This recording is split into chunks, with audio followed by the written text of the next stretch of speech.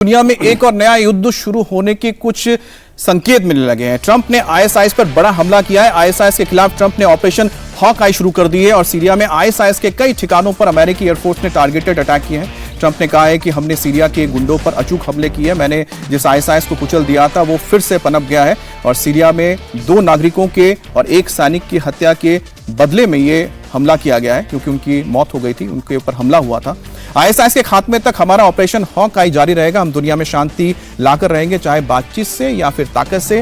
आपको बता दें कि पिछले दिनों सीरिया में 3 अमेरिकियों की हत्या हुई थी जिसमें आईएसआईएस के हाथ होने के संकेत मिले थे, जिसके बाद ट्रंप ने बड़ा हमला किया था। पलमारा में हमला किया गया था। अवधेश जी, क्या फिर से एक बड़ा कोई युद्ध होने जा रहा है कि ये लिमिटेड स्ट्राइक ही आपको नजर आ रहा है? नहीं, ये तो अमेरिका में जो पहले जो बिडेन थे राष्ट्रपति, उन्होंने ऐसा बीज बोया है कि आतंकवाद विरोधी युद्ध को बीच में छोड़ के चारों तरफ से अमेरिका वापस हो गया। और जो अलकायदा का आतंकवाद था जुलानी, जिस पर कि उन्होंने करोड़ों डॉलर का इनाम रखा था, उसको अमेरिका ने वहां राष्ट्रपति बना दिया, असद को वहां से हटाकर। ट्रंप आया तो उससे जाके हाथ मिला कि तुम अब्राहम एकॉर्ड पर साइन कर लो तो हमारा इजराइल की समस्या सुलझ जाएगी।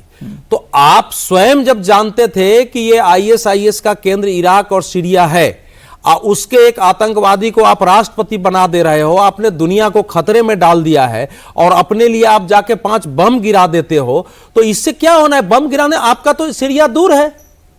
तो अब वो जो स्थिति पैदा हो गई है दुनिया में कि आज तालिबान वहां आ गया है। तालिबान को सब पूछ रहे थे, अब हमारी मजबूरी है कि भैया जब चीन पाकिस्तान सब वहां अपना पॉलिटिक्स कर रहा है तो हम उसको कैसे छोड़ दें।